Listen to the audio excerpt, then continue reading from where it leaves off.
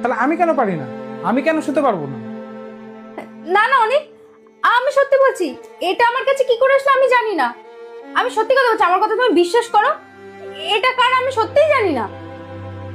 শোনো, যখন সবার সত্যিটা সামনে চলে আসে না, তখন সবাই এরকমই করে। দেখো অনিক, তুমি আমার কথাটা বোঝার চেষ্টা করো। আমি সত্যি বলছি, আমি জানি না যে এটা আমার স্কাফে কি করে আসলো। ব্যাস লিজ, অনেক হয়েছে। তুমি কি বলছিলে? ডিভোর্স দেবে, তাই না? আমি তোমাকে ডিভোর্স দিলাম এই মুহূর্তে। ডিভোর্স? অনিক, তুমি কি পাগল হয়ে গেছো? তোমার যা মুখে আসছে তুমি তাই বলে যাচ্ছ। নাও, চলে এসছে তোমার ওই প্রেমিকের ফোন, যার সাথে তুমি শুয়ে এসেছিলে। আমার প্রেমিক না? নাও শুনে নাও নিজে কানে যে কে ফোন করেছে। হ্যালো। আরে লিজদি, শোন না, তোর সাথে একটা কথা বলার ছিল। তখন হঠাৎ করে শ্রীমন্ত চলে এসেছিল, তাই আমি তোর স্কার্পের মধ্যে কন্ডোমের প্যাকেটটা রেখে দিয়েছিলাম।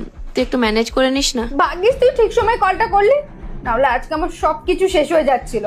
আরে কি শেষ হয়ে যাচ্ছিল? এখন পারছি না, কাল আমি অফিসে গিয়ে তোকে সবকিছু বলবো। ঠিক আছে। ঠিক আছে, রাখ। শুনলে তুমি যে ওটা কার? হ্যাঁ ওটা ঠিক যে ওটা আমার স্ক্যাপ থেকে পড়েছে। তাহলে তুমি তো আমাকে একবার জিজ্ঞেস করতে পারতে যে জিনিসটা কার, কেন, কি করছে আমার সাথে। তা না করে তুমি সোজা আমার উপর দোষ চাপিয়ে দিলে। সরি লিজ, আমি হঠাৎ করে এটা দেখলাম, তাই আমার মাথায় রাগ উঠে গেছিল।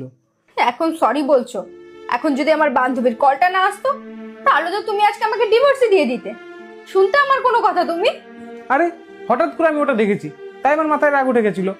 আর আমি তোমার বর, আমি সবকিছু সহ্য করতে পারবো, আমি এই সব সহ্য করতে পারবো না। শোনো অনি, তোমাকে একটা কথা বলি, যে কোনো সম্পর্কে না আগে বিশ্বাসটা দরকার। তুমি না আগে আমাকে বিশ্বাস করতে শেখো, না হলে এরকম সামান্য ছোট ছোট বিষয় নিয়ে আমাদের সম্পর্ক কোনদিন ভেঙে যাবে। আজ না হয় ঠিক হয়ে গেল, কালও তো সেম জিনিস অন্যভাবেও তো হতে পারে। তো আগে বিশ্বাস করো, তারপরে এসো। সরি লিজ, এরপর থেকে যদি এরকম কিছু হয়, সবার আগে আমি তোমাকে বলবো। এই কান ধরছি, সরি সরি, আর হবে না। আচ্ছা বাবা সরি, আমি বললাম তো সরি, আর এরকম হবে না। আচ্ছা চলো, আমি তোমাকে আজকে মুভি দেখতে নিয়ে যাবো।